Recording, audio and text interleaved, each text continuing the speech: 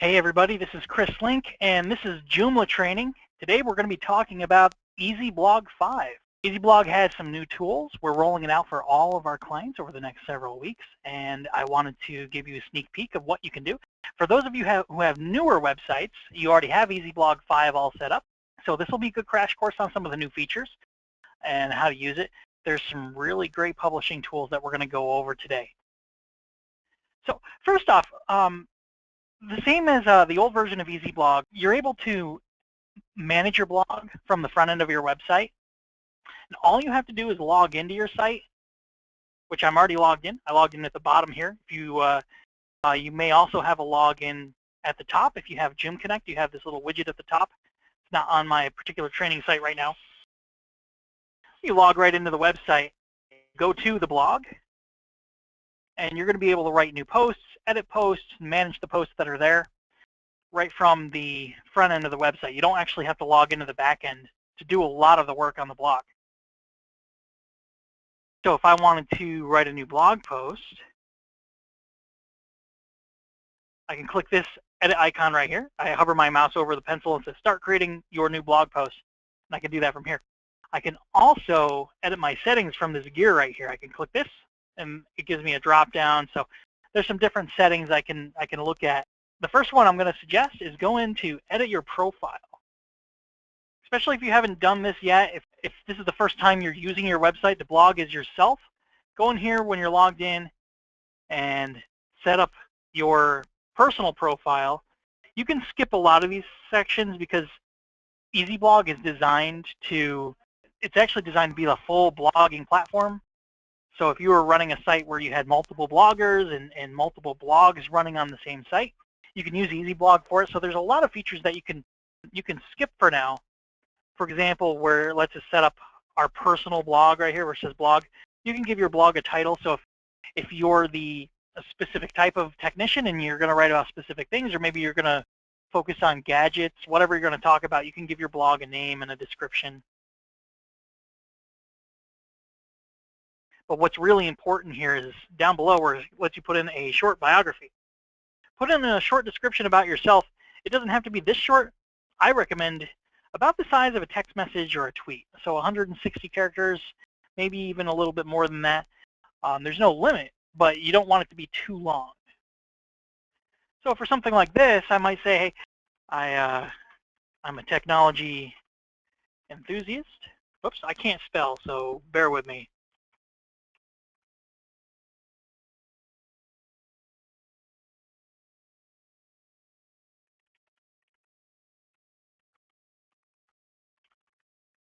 And you might also want to consider talking about something that you do in your free time. Make it a little bit more personal so it doesn't feel like they're just being marketed to. Instead, you're identifying with your reader on a more personal level. So I might say something like, I enjoy mountain climbing, hiking, and I don't know, snorkeling.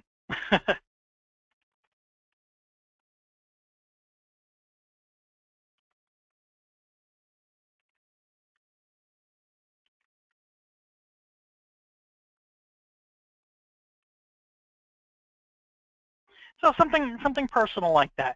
You don't have to do it this way, but when your bios are a little bit creative or a little bit personal, then it's just an extra thing to help people remember you, help people kind of identify with you. If you just say, hey, I'm Microsoft certified and I really like providing clients with superior services and we have the fastest response times. It's just kind of bland and lame and nobody's going to really remember you for that. So but if somebody else likes snorkeling or mountain climbing and they see that you have that in your bio, you're going to identify with them a little bit more. They're going to like you a little bit more, and there's a better chance that they're going to read your content. Then if you scroll down below, you can also put in social media links, so your Google profile. Easyblog lets you set up Google AdSense so you can run ads on the blog, but that's really not something you're going to do for your corporate blog. And when you're all done, you can click Save or Update Profile.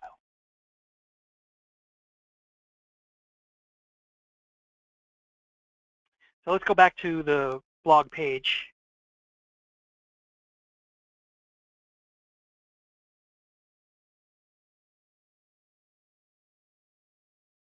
And also from this gear, you can see blog posts. So these are posts that are either pending or unpublished that you can manage.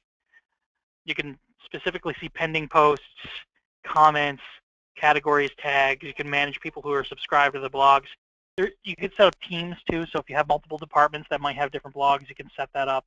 Again, it's probably a little bit more aggressive than what most businesses are going to use, but it's there. So if you really want your techs to blog and you want your HR department to blog and your sales team to blog and you want them all to have their own separate blogs on one website, you can do that with Easyblog. You can also manage a lot of these settings from the back end. So let me show you that too. I'm already logged into the back end. If you don't know what your backend URL what your backend URL is, it's in your congrats email that we sent you at the end of your project, so you can log in and manage your website. If you can't find that, just email us at support@directive.com and we can help you get logged in. Once you're logged in, you can go to Easyblog by going under Components and clicking Easyblog. And Easyblog has its own dashboard, its own control panel, so it's a component of Joomla. So it's kind of like an app that's installed and configured on Joomla, but it has a lot of its own information, and you'll see some analytics here, like what kind of interaction you're getting. Now this is just our training site that we just rolled out last week, so there's nothing really going on here, but we'll see comments if we have any. We'll see pending posts. So this is a really cool new feature of Easyblog 5 that gives you an overview of how your blog is doing, what kind of help you're getting from it. There's some quick updates over here too. We can go in to see some overall statistics for posts, how many posts we have, how many comments, how many categories are in the system, and so forth. If I want to write a new post, just as simple as clicking this green button here, or like I said before, back on the front end, we can click that new post button too. One thing, before you get started, one of the new features of Easyblog 5 needs to be turned on because we didn't want to change the setting on anybody who is used to it working the old way. What I'm about to show you, you can start with templates, and there's drag and drop capability for Easyblog 5. You have to turn that on first, so let me just go back and show you where to turn that on. Easyblog 5 now has a brand new composer. So if you go in there and you just have a big editor and you don't see some of the drag and drop capabilities that I'm about to show you, you have to go into Settings, click General, and click Composer. You're going to have some composer settings here. All these are going to be fine except Composer Editor by default is going to be set to JCE, which is the editor that we use all throughout the website. You want to change that to Easyblog's Composer. So change it to the built-in Easyblog Composer, and then that will change just for the blog. That'll change what the editor your website uses to edit content. You can always switch it back. If you decide you don't want it and you want to go back to something a little bit more traditional, you can go back to JCE. For newer websites, we're going to default the Easyblog Composer. So there's a chance this is already set up for you, but if you're coming in and we've just upgraded your website to Easyblog 5, we have not turned that on yet because we didn't want to throw that at you in case you were used to the old system. So set that up if you want to. I encourage you to try it because what I'm going to show you in this training webinar are some really cool features that you can do to really add a lot of personalization to each of your blog posts. So once you're done, go ahead and hit Save, and that'll save your settings. And don't hesitate to poke around these settings. If there is anything that you're not quite sure about, feel free to put in a ticket with us or shoot us an email. That email is support@directive.com. So we're all done with these settings, so we're going to go back into the dashboard for Easyblog. So from here, we're going to click the big green New Post button, and this pulls up the composer. And first, it's going to say, hey, what template do you want to use to write your post? So there's a couple of pre-built templates that come with Easyblog. And in the future, we might even include some templates too. But for now, since I'm not really quite sure what I'm going to do, I'm just going to do blank post. And this gives you a blank slate to work with. And here's our editor. So this is going to be a little different, especially if you're used to the old version of Easyblog or you're used to building out pages in Joomla. This is a little different, but I think you're going to like it. I'm really digging these new features. So first off, the area is much more open, and the first thing we're going to do is choose the category our blog goes in. We can do that over here. Easyblog now has the capability to put your blog post in multiple categories, which is really cool. This does open up a little bit of an issue. If you do that too often, it's best practice just to put your blog in one category.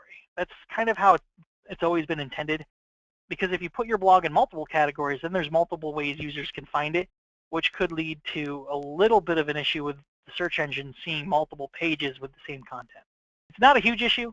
If you do it once in a while, if it kind of makes sense to put it in both cloud and security, that's okay, because people who are subscribed to the cloud category will also, but not subscribed to the security category, will get that blog post that's in both. However, keep that in mind. You don't want to overdo it. Just do it when it makes sense. You're not trying to stick it into every category that it might possibly fit in. You're trying to come up with the best place for this blog content. So for this, we're going to put it in cloud.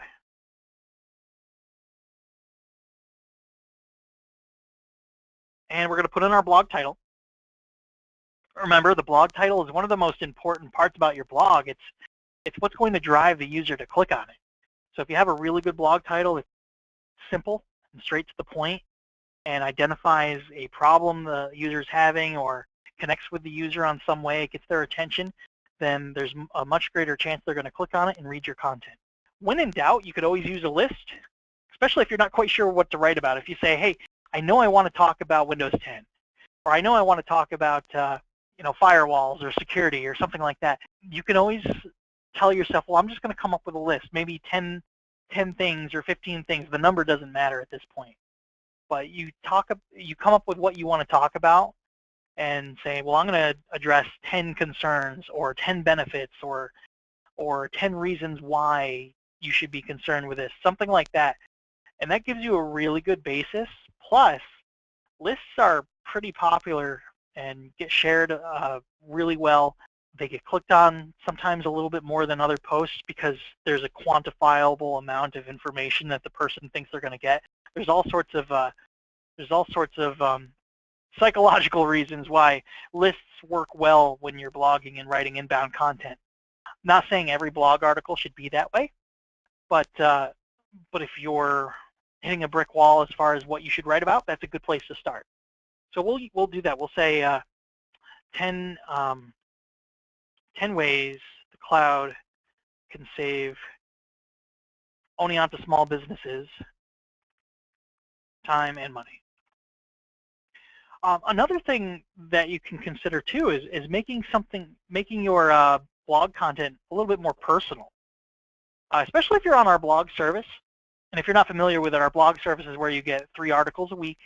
It's $60 a month. It's pre-built content, but we separate the streams into 4 different streams, so your nearest neighbors aren't getting the same content. So that's a good way to supplement your blog. And then on top of that, if you write a post a week or even a post every other week, then that's custom content that's going to do even more for you.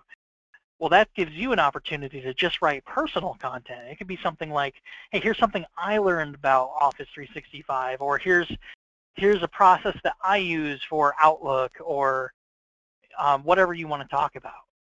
So you can make it much more insightful, make it much more personal than just writing about ways that the cloud can save money, or here's 5 tips for this. If you make it a little bit more personal, then that will also have a better chance of getting out there and getting shared and standing out. So let's start writing our blog post. So we're going to start with some intro text. Now I'm just going to grab some dummy text here.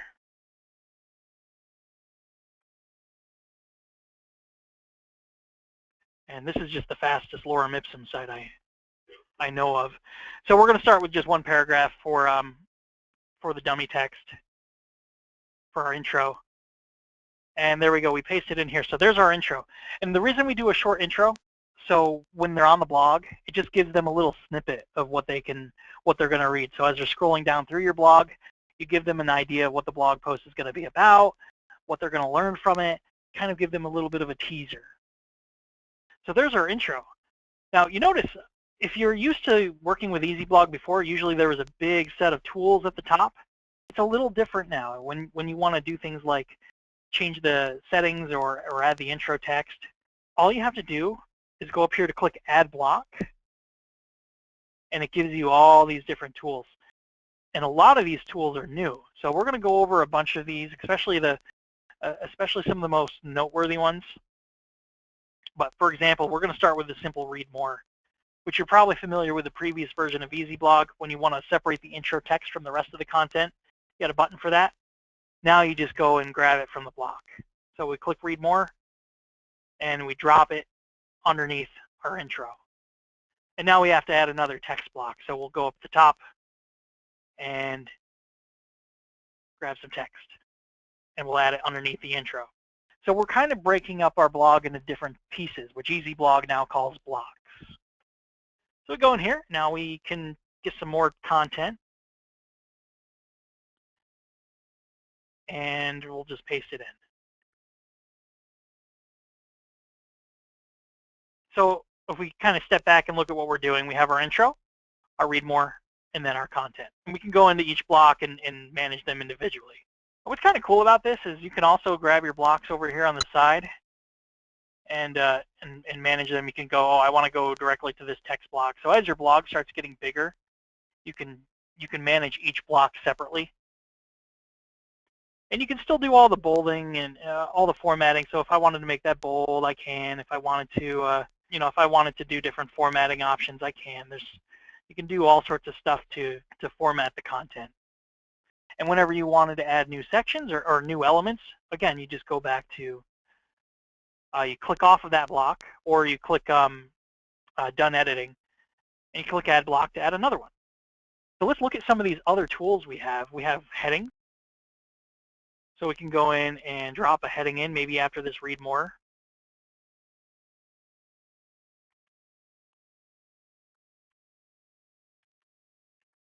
And that puts in a heading for us.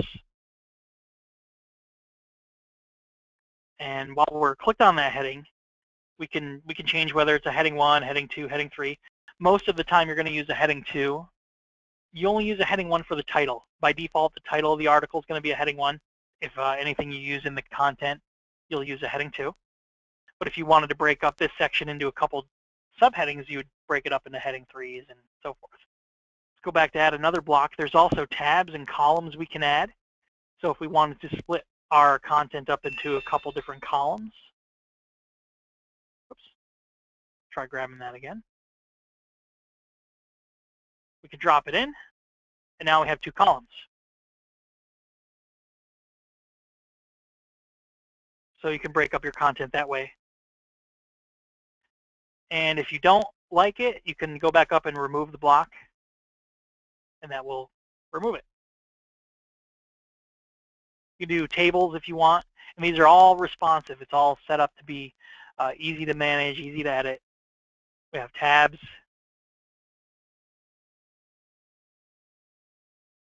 So you can build out different tabs so they can flip between different content. So if I wanted to put in a title here, maybe we'll say public cloud, and then we'll put in our content.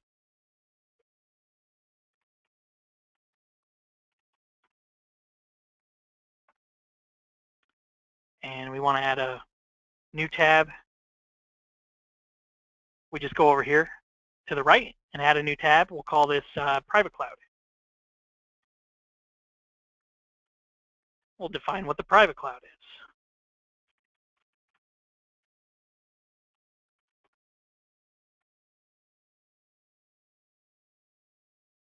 Click on it again, go to add new item, and we can do hybrid cloud. So you can, now we have different tabs for every single thing. That's right in our blog article. So this is going to make the type of content you can put into each post so accessible for you to build out new elements and put in these different things that make your blogs really stand out.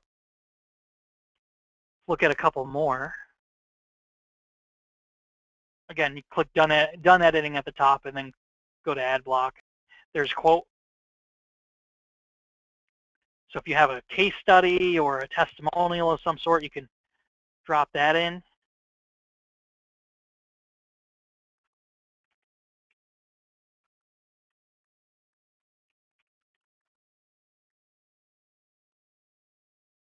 So I can drop in a quote. And all of these blocks have, well, not all of them. Some of them don't have a lot of options, but most of them have at least some different styles and settings that you can change. So if I wanted to lay this out a little differently, there's some options here. I can choose whether the citation is there or not. I can change the font. And I can always grab it too and drag it if I decided I want this testimonial up a little higher. Then there's also media blocks too. So these are going to be things like images, photo gallery, thumbnails, audio. You can have a file that they just download. And then down below, you can also embed things like Instagram or Pinterest or YouTube, SoundCloud, all sorts of options for embedding content as well. So let's do a gallery.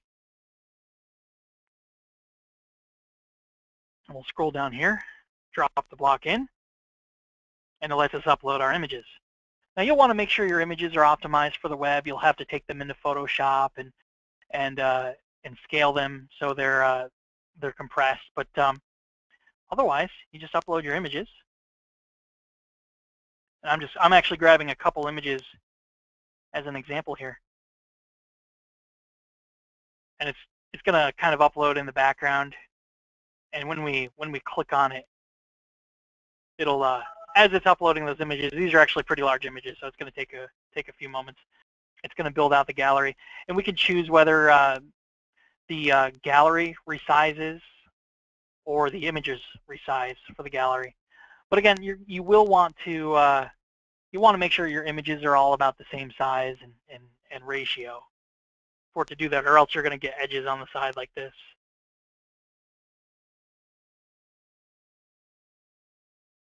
Otherwise, resize to fill, that will blow up your images so they're all the same size.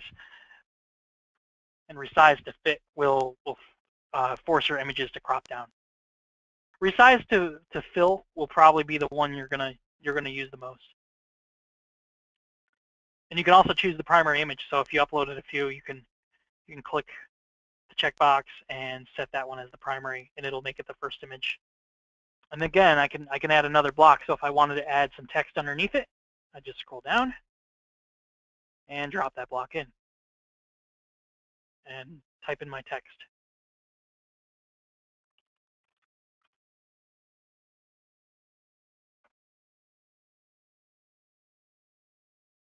So there's a lot we can do now with this drag and drop editor that's really going to be a game changer when you want to build out real nice content, news articles, and even deliverables. So there's a lot of applications that you can have for this editor for the blog. Also, one thing, if you're going to build your own blogs, definitely consider this. Go up here, click Add Block, scroll down. It's close to the bottom. Nope, it's actually more towards the middle. Where'd it go? Okay, it's not. I lied. It's towards the top. Under Elements, there's Buttons. Click on Buttons, and wherever it makes sense, don't overdo it, but if you're talking about a service you offer or some kind of a deliverable you have, maybe you have a landing page you want to drive them to, you can drop in a button for a call to action. Choose the color over here on the side. There's a couple different colors you can choose from. I'd recommend making it as large as possible and centering it. So we're going to center it over here. Change the text on the button. So we'll say click here to download our 10 benefits of managed IT white paper. So now we're actually building a call to action right on the bottom of this blog article. It ought to be relevant to the blog content. You're not just trying to send them to a white paper that doesn't make sense. Try to make it relevant to what you're talking about. Just grab the URL of your landing page. So, for example, the 10 benefits of managed IT white paper that we include with the MSP website, I think it just /10 benefits, but I'm going to grab the link just in case and paste it into over here, hyperlink. So now we have a button at the end of our blog that will give them an opportunity to sign up and download the white paper. So all that just took a couple minutes. It's a lot of new elements that you can add to your blog posts. We're really, really excited about getting this rolled out for everybody. Like I said, if you don't have it yet, we have it scheduled out over the next several weeks to get it rolled out. It's a pretty big migration process, but we're getting everybody moved over to use it so you can start using these new features. Oh, a couple more things. Some of the same options that you had before with adding main images and cover images, they're just all here at the top now. So if I wanted to add a cover image, which is the main image on the blog, click Add Cover, and you can upload it right from here. Again, do make sure your images are optimized for the web. If you need help with managing your images and compressing them, and you don't have Photoshop or something, you can lean on us. That's something we can help you with. Just let us know where the image is going. Don't just send the image to us blindly, because we'll want to optimize it based on where it's going and make sure it's sized right. And we can even put it on the website for you too. So there's our image. You can also add posts. This is actually a cool new feature too. If you have a blog post you wanted to link to, you can click Add Post. Pick the post that's relevant. So maybe we're talking about the cloud, and we said, hey, in our last post, we're talking about how cloud saved my business. So we can click on that and insert it. I think I got to tell it where to. Oh, it puts it down at the bottom. So actually, so it sticks it down at the bottom, and then we can drag it. So if we wanted to bump it up a little bit, we can. So we can even link to relevant posts.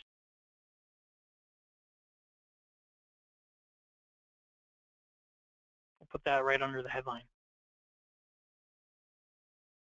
So we might say something like, hey, in our last post, we talked about this. Here's the link to it. And it puts in a thumbnail and puts in the title and some text and a link to it. So you can link to your other posts too.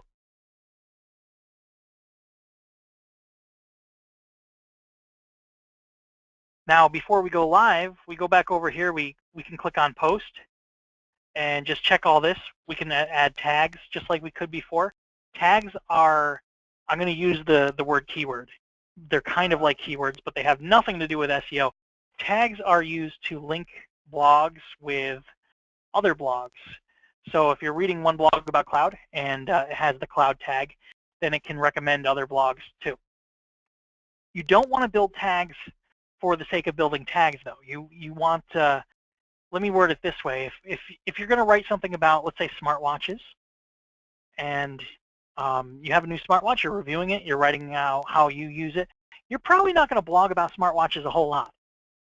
So you wouldn't make a tag for smartwatches because it's not content you're going to keep building. You'd want to make something a little bit more generic that you would that you would use again and again and again. Because what's going to happen is if they read your smartwatch blog and they're like, hey, that was great, I want to see what else they have about this, they click smartwatches and that's the only link, the only blog that's linked to that tag, then that's the only blog it's going to deliver. So that tag is pretty much just going to be worthless. It's not really going to take them anywhere valuable.